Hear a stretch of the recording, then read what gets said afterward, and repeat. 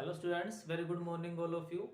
हम अपने last lectures में एसिड और बेस दोनों को डिस्कस कर चुके, उनकी प्रॉपर्टीज डिस्कस कर चुके, एग्जांपल्स डिस्कस कर चुके। जो मैक्सिमम पार्ट है एसिड और बेस का वो डिस्कस हो चुका है। आज हम डिस्कस कर रहे हैं, जैसा कि लिखा हुआ है, इंडिकेटर्स।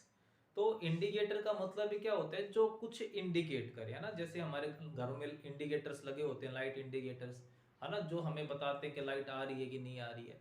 तो ऐसा ही कुछ यहाँ पर इंडिकेटर है। तो हम यहाँ पर इंडिकेटर्स का क्यों यूज कर रहे हैं? ये इंडिकेटर्स किस चीज को इंडिकेट करेंगे? तो ये जो एक्चुअल में जो इंडिकेटर्स हैं, हम इनको क्या बोल सकते हैं? Acid base indicators. Acid base indicator. अब ये जो एसिड बेस इंडिकेटर्स होंगे, ये किस चीज को इंडिकेट करेंगे? कि जो सॉल्यूशन है हमारे पास, जो गिवन सॉल्यूशन है, वो एसिडिक सॉल्यूशन है, बेसिक सॉल्यूशन है और न्यूट्रल सॉल्यूशन है, called acid base indicator. The compounds और chemical compounds which are used to detect the presence of acid base और a neutral solution। एक ऐसा सॉल्यूशन जो हमें बताएगा कि जो गिवन सॉल्यूशन है वो एसिडिक है, बेसिक है और न्यूट्रल है, उसको हम क्या बोलेंगे? इंडिकेटर्स बोलते हैं। अब जो इंडिकेटर्स होंगे वो कुछ ऐसा इंडिकेट करेंगे जिससे हमें क्लियरली पता लग जाएगा कि जो गिवन सॉल्यूशन है वो क्या होगा।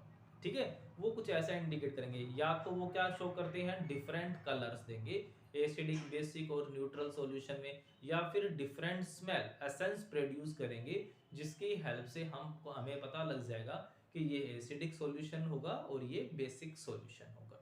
ठीक है, तो अब जो इंडिकेटर्स हैं जो कि डिफरेंट कलर्स देंगे, ठीक है, जो कि क्या प्रोड्यूस करते हैं? The which produce different colours with acids and bases.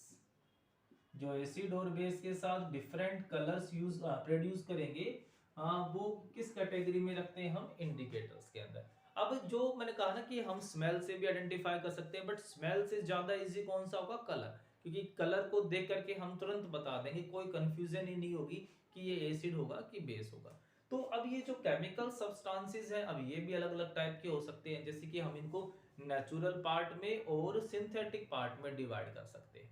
कुछ सॉल्यूशन ऐसे होंगे, कुछ केमिकल कंपाउंड जो हमें नेचर से, प्लांट से मिले होते हैं, like litmus solution lichen plant से मिलता है, जो कि एक्चुअल में पर्पल कलर का होता है। बाद में इसकी एसिड और बेस के साथ रिएक्शन करवा करके इनको रेड और ब्लू में कन्वर्ट किया जाता है।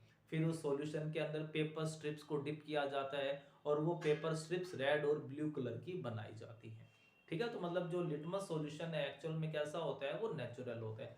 ठीक है, मिथाइल ऑरेंज है, फिनोफ्लिन है, ये सारे के सारे क्या होते हैं? ये सब लैब में बनाए जाते हैं।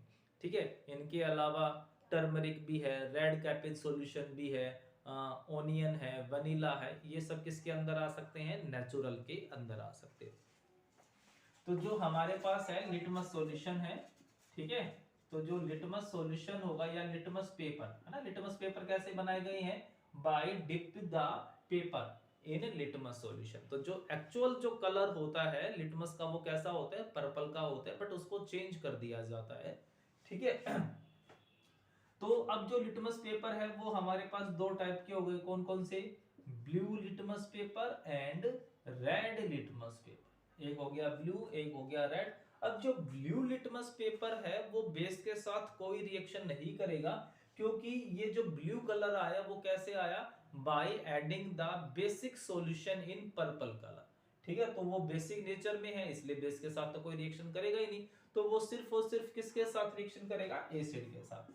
तो जो ब्लू लिटमस पेपर होगा वो रिएक्ट करेगा विद एसिड, और एसिड का क्या कर देगा? उस ब्लू को किस में कन्वर्ट कर देगा? रेड कलर में।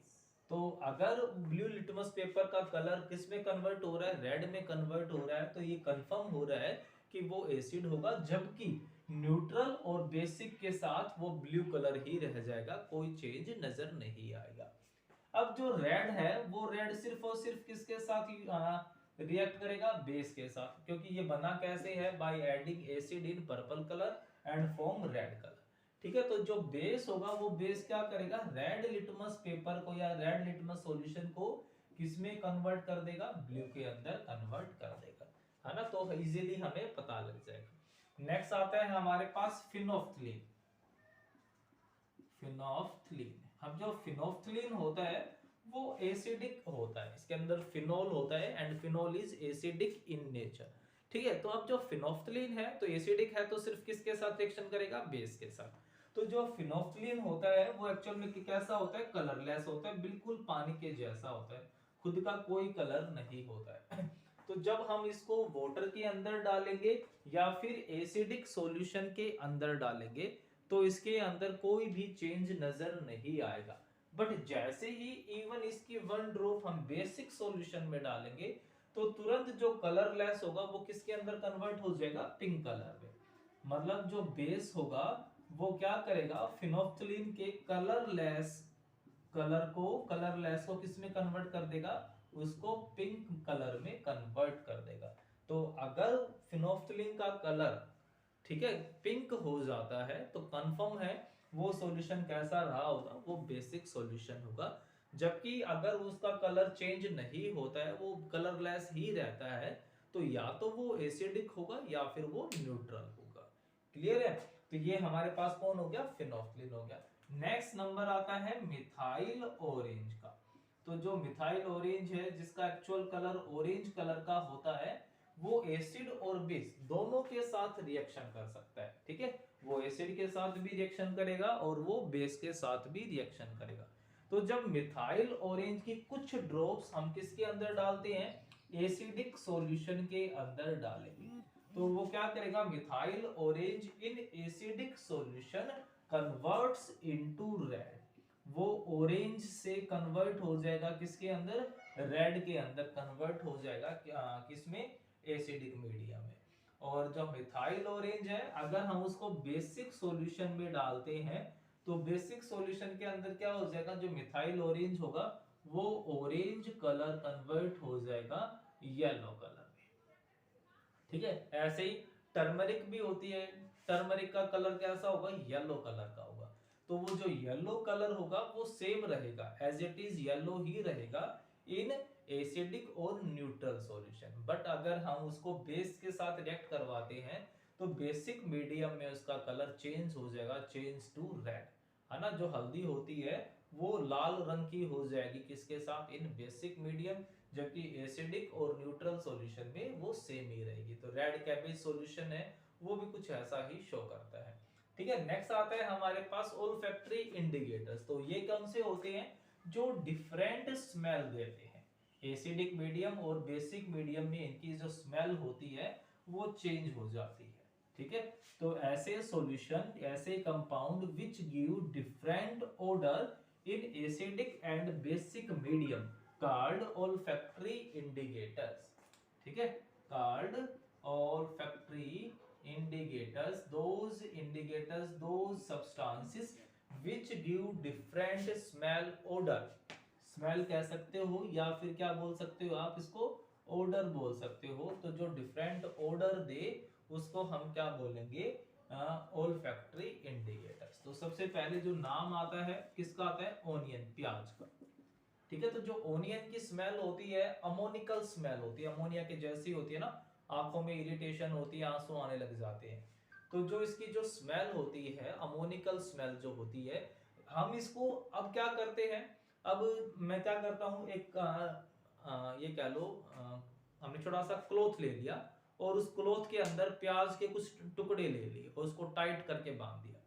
ठीक है, और रात भर उसको हमने उसके अंदर ही रखा। तो जो ओनियन की जो स्मेल होगी वो किस में आ जाएगी, उस क्लॉथ में आ जाएगी, कपड़े के अंदर आ जाएगी।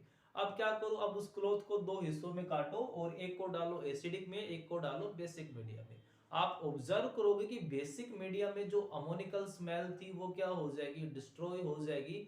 जबकि जो एसिडिक मीडियम है वो जो स्मेल होगी वो स्मेल क्या रहेगी, एज इट इज रह जाएगी। तो एसिडिक मीडियम में वो जो स्मेल थी वो चेंज नहीं होगी, as it is irritating ammoniacal smell ही रहेगी। जबकि बेसिक मीडियम में वो स्मेल डिसअपीयर हो जाएगी, है ना। तो ओनियन का भी यूज हो सकता है एसिडिक और बेसिक मीडियम को चेक करने के लिए। ऐसे ही हम किसका यूज कर सकते हैं, वेनिला का। जो वेनिला की जो स्मेल होती है काफी अच्छी स्मेल होती है, फ्रूटी स्मेल सी होती है, प्लीजेंट स्मेल। तो कहते हैं कि अब ऐसे ही अगर हम वनीला को एसिडिक और बेसिक सॉल्यूशन के अंदर डालते हैं तो क्या होगा, जो वनीला होगा, जो वनीला एसेंस होगी, जो इसकी खुद की जो स्मेल होगी, प्लीजेंट स्मेल, वो एसिडिक मीडियम में तो कैसी रहेगी, एज इट इज रहेगी, बट बेसिक मीडियम के अंदर जो इसकी वनीला एसेंस थी वो डिसअपीयर हो जाएगी, डिस्ट्रॉय हो जाएगी। तो इस तरीके से हम क्या कर सकते हैं, एसिड और बेस दोनों को डिस्टिंग्विश कर सकते हैं। ठीक है, तो ये था हमारे पास indicator, exam point of view से भी इंपॉर्टेंट है और प्रैक्टिकल से भी, तो आप इनको अच्छे से करोगे। Okay, thank you.